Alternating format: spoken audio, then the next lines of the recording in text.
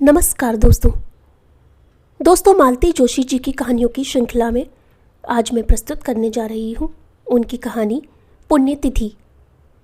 दोस्तों, अगर आप मेरे चैनल पर नए हैं तो कृपया चैनल को सब्सक्राइब कर दें तथा नई नई कहानियों का आनंद उठाते रहें। तो चलते हैं हमारी कहानी की ओर। तो उर्मी बेटे, आज की तिथि अच्छी तरह याद कर लो। मेरे बाद सब कुछ तुम ही को संभालना है। मेरे बेटे से कोई आशा मत रखना। वैसे भी पुरुषों को ना ही इन सब बातों में रस होता है, ना ही उन्हें कुछ याद रहता है। हम औरतों को ही परंपराएं निभानी पड़ती हैं। यह हमारी ही जिम्मेदारी होती है।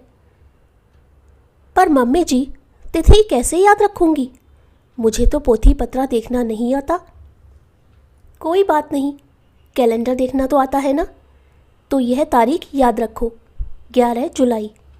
जैसे ही नए साल का कैलेंडर आए, इस तारीख पर गोला लगा देना। जब जुलाई का पन्ना खुलेगा, तारीख अपने आप याद आ जाएगी। उनकी बात पूरी भी नहीं हो पाई थी कि सीढ़ियों पर जूतों की आवाज़ सुनाई दी। भुवन नीचे उतर रहा था। उसके ऑफिस का समय हो गया था। माँ, मैं निकल रहा हूँ, उसने दरवाजे पर खड़े होकर रोज़ की तरह कहा। पहले प्रणाम तो कर लीजिए, उर्मी ने टोका। प्रणाम? किसे? मम्मी जी, आप ठीक कह रही थी, इन लोगों को कुछ भी याद नहीं रहता। अरे, आज पापा जी की पुण्यतिथि है ना। भुवन ने थोड़ा आगे बढ़कर रसोई में झांका। ठाकुर जी के आले के ठीक नीचे एक चौकी बिछी थी। उस पर उसके पिता की बड़ी सी तस्वीर रखी हुई थी। उसकी शादी के समय यह तस्वीर खास तौर पर एनलार्ज की गई थी। तस्वीर पर फूलों का हार पड़ा हुआ था। सामने अगरबत्ती जल रही थी। रसोई घर का फैलारा किसी महाभोज का ऐलान कर रहा था। भुवन ने आग्नेय नेत्रों से माँ को घूरा। वे सिर नीचा करके आलू छीलने लगी। उर्मी लगातार उसे घूरे जा रही थी। वह असहज हो उठा। घुटी सी आवाज़ में बोला, जूते पहने हुए हूँ ना, बाहर से ही नमस्कार कर लेता हूँ। और वह पलटकर चल दिया। पता नहीं प्रणाम किया भी कि नहीं। किया ही होगा, नहीं तो उर्मी उसे कैसे छोड़ती। हमारी ही गलती हो गई, जूते पहनने से पहले उसे याद दिलानी थी, उन्होंने कहा और विषय समाप्त कर दिया। ज़्यादा सोचने के लिए समय भी कहाँ था। रसोई में कितना तो काम पड़ा था। ठीक 12 बजे रिक्शे में सामान लदवाकर दोनों आश्रम की ओर चल पड़ी। बहू की मदद से उन्होंने अपनी मर्जी का सब कुछ बना लिया था। खीर, पूड़ी, सब्जी, पुलाव और मंगोड़े। मन प्रसन्न था। आश्रम पहुंचकर उन्होंने सेवकों से सामान उतरवाया और भोजन कक्ष में रखवाया। फिर बहू को लेकर स्वामी जी के कक्ष में गईं। स्वामी जी ने बहू को ढेर सारा आशीर्वाद दिया। फिर उसी रिक्शे में बैठकर दोनों घर लौटी। रास्ते में बहुरानी ने कहा, मम्मी जी, आप ये बहुत ही अच्छा करती हैं। इन लोगों को खिलाकर कितनी तृप्ति मिलती है ना। वैसे तो बेटा ये काम बेटे के करने के हैं, पर भुवन कभी पढ़ाई के लिए कभी नौकरी के लिए बाहर ही रहता आया। अभी 2 साल पहले तो यहाँ पोस्टिंग हुई है, इसलिए मैंने यह तरीका अपनाया है। बहुत अच्छा है, बहू ने प्रशंसा की। घर लौटकर दोनों ने भोजन किया और अपने अपने कमरे की राह ली। खाना खाने के बाद घंटा 2 घंटा सोने की उनकी आदत है, पर आज नींद ही नहीं आ रही थी। जैसे ही आंखें बंद करती, भुवन की जलती आंखें उन्हें घूरने लगतीं। वह बहुत नाराज़ है, वे जानती थीं, पर झपकी आने को ही थी कि आवाज़ आई, मम्मी जी, आप सोई तो नहीं है ना, मैं आ जाऊं? और उसकी अनुमति की प्रतीक्षा किए बिना उर्मी सामने आ खड़ी हो गई। मम्मी जी, एक प्रॉब्लम हो गई है। क्या? आपने तो देख ही लिया ना कि इन्हें बाबूजी की तिथि की याद नहीं थी। इन्होंने कल ही आज के शो के टिकट बुक कर लिए थे। कैंसिल करने के लिए कह दूं? क्यों कैंसिल क्यों करोगी? यहाँ का काम तो अब निपट ही गया है। शाम को तुम लोग एकदम फ्री हो। बुरा तो नहीं लगेगा? बुरा क्या लगेगा, और किससे लगेगा?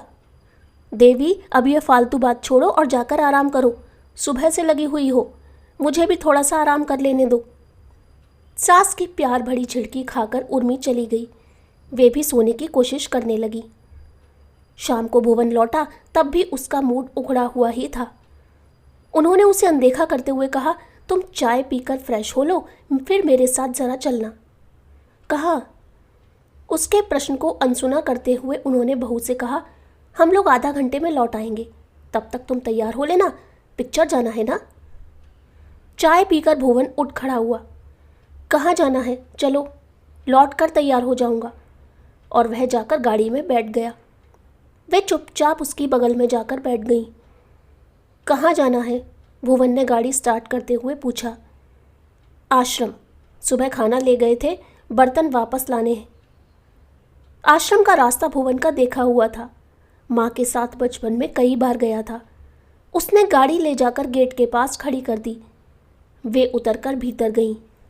सेवकों के साथ सामान टिक्की में रखवाया। वह चुपचाप बैठा टुकुर टुकुर देखता रहा। लेकिन जब स्वामी जी गेट पर आए तो उतरना पड़ा, प्रणाम भी करना पड़ा। स्वामी जी ने आशीर्वाद दिया और भुवन की माँ से कहा, बहन जी, आपके घर में तो साक्षात लक्ष्मी नारायण विराज रहे हैं, आपको कभी किसी चीज़ की कमी नहीं रहेगी। उन्होंने पुलकित होकर स्वामी जी को प्रणाम किया और गाड़ी में आ बैठी। जैसे ही भुवन ने गाड़ी स्टार्ट की, उन्होंने कहा, 5-10 मिनट कहीं गाड़ी खड़ी कर सकते हो? क्यों? तुमसे कुछ बात करनी है। उसने चुपचाप गाड़ी एक खाली प्लॉट के सामने ले जाकर खड़ी कर दी और माँ की ओर देखने लगा। मुझे मालूम है तुम मुझसे बहुत नाराज़ हो। तब तो यह भी पता होगा कि क्यों नाराज़ हूँ।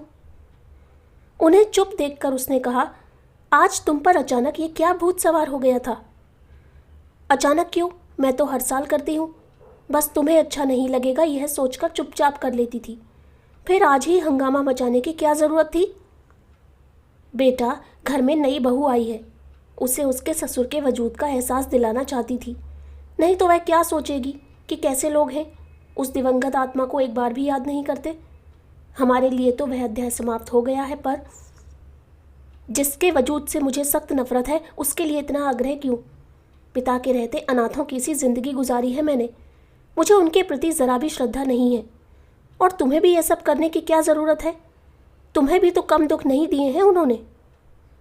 सिर्फ दुख ही दुख नहीं था बेटा, थोड़ा सुख भी मेरे हिस्से में आया था, पर फिर पता नहीं क्या हुआ। मुट्ठी में बंधी रेत की तरह तिजोरी धीरे धीरे खाली होती चली गई। सब कुछ स्वप्नवत हो गया।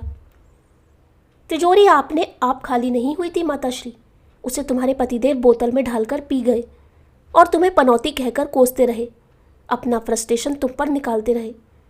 छोटा था तो क्या हुआ, मुझे सब कुछ याद है। इसलिए तो तुम्हें मामा के यहाँ भेज दिया था। यह सब देखने सुनने की उम्र नहीं थी तुम्हारी। दूर था फिर भी तुम्हारे किए का एहसास था मुझे। बीए पास थी तुम, पर तुम्हें नौकरी करने की इजाज़त नहीं थी। खानदान की प्रतिष्ठा का सवाल था। फिर तुमने खर्च को पाटने के लिए टिफ़िन का कारोबार शुरू किया। मोहल्ले वालों को पार्टी के लिए बर्फ़ी और लड्डू बनाकर देने लगी, लोगों के स्वेटर बुनने लगी।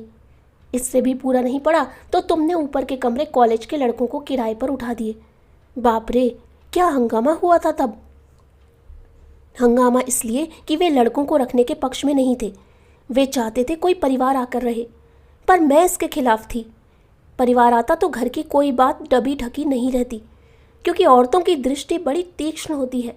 उनसे कोई बात छिपी नहीं रहती, न उनके पेट में कोई बात पचती है। इससे तो ये लड़के अच्छे, किसी पचड़े में नहीं पड़ते, अपनी पढ़ाई में अपने दोस्तों में मस्त रहते हैं। ऊपर से उनका टिफ़िन का काम भी मुझे मिल गया था। पर उन लड़कों को लेकर तुम पर कैसे कैसे लांछन लगाए गए थे। छुट्टियों में आता तो लगता उफ, किस नरक में आ गया हूँ। सोचता ये नरक ज़्यादा बुरा है या मामा वाला। अजीब सांसत में जान थी मेरी।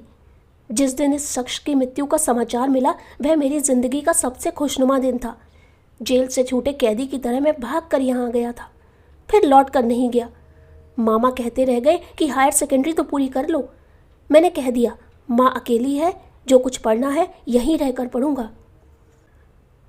उर्मी ने कभी पूछा नहीं कि शहर में सारी सुविधाओं के होते हुए तुम वहाँ पढ़ने क्यों गए।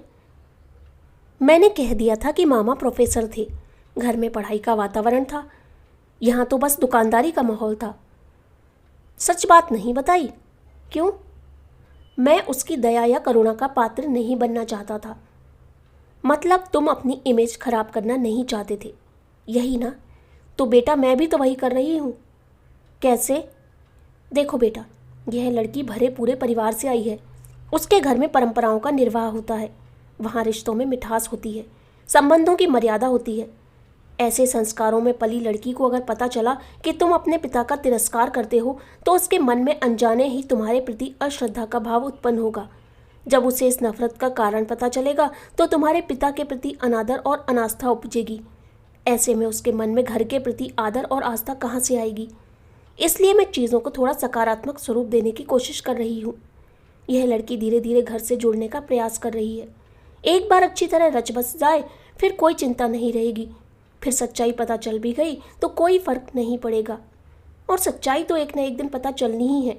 तुम्हारे मामा पक्ष के और चाचा पक्ष के लोग तो उधार बैठे हैं कि कब बहुरानी पकड़ाई में आए और कब उसे सारा कच्चा चिट्ठा सुनाए। इसलिए मैं अभी तुम लोगों को कहीं भेजने के पक्ष में नहीं हूँ। सारे निमंत्रण मैंने ठंडे बस्ते में डाल दिए हैं। बोलते बोलते उन्हें अजीब सी थकान हो आई। सिर को पीठ की टेक लेकर उन्होंने आंखें मूंद ली। गाड़ी कब वापसी के रास्ते पर चल पड़ी उन्हें पता ही नहीं चला। घर पहुंचकर जब भुवन ने दरवाज़ा खोला तब वे अपनी तंद्रा से जागी। बहुरानी सज संवर कर दरवाजे में खड़ी थी। पति का चेहरा देखते हुए बोली, आप बहुत थके हुए लग रहे हैं, आज रहने देते हैं, फिर कभी चले चलेंगे। वह थका हुआ नहीं है, उन्होंने डपट कर कहा, बस थोड़ा उदास हो गया है, इसलिए तुम लोगों का जाना बहुत ज़रूरी है। थोड़ा तरोताज़ा होकर लौटोगे। भुवन जब तैयार होकर नीचे उतरा तो दोनों को साथ देखकर उनकी आंखें जुड़ा गईं। स्वामी जी के शब्द याद आए, बहन जी आपके घर में तो साक्षात लक्ष्मी नारायण विराज रहे हैं, आपको कभी किसी चीज़ की कमी नहीं रहेगी। डर लगा कि कहीं अपनी ही नज़र न लग जाए। हे प्रभु रक्षा करना, कितने तूफानों के बाद तो यह शांति नसीब हुई है। बच्चों को विदा करके गेट बंद करते हुए उन्होंने मन ही मन कहा, बेटा यह सच है कि उस आदमी ने मुझे बहुत दुख दिए हैं, पर एक सबसे बड़ा सुख दिया है तुम जैसा होनहार और संस्कारवान बेटा। उनका यह उपकार मैं कभी नहीं भूल सकती। उनका यह कर्ज मुझ पर सदा रहेगा, इसलिए साल में एक बार उन्हें याद कर लेती हूँ। तो दोस्तों यह थी हमारी कहानी पुण्यतिथि। आपको कहानी कैसी लगी कमेंट बॉक्स में ज़रूर बताइएगा। धन्यवाद।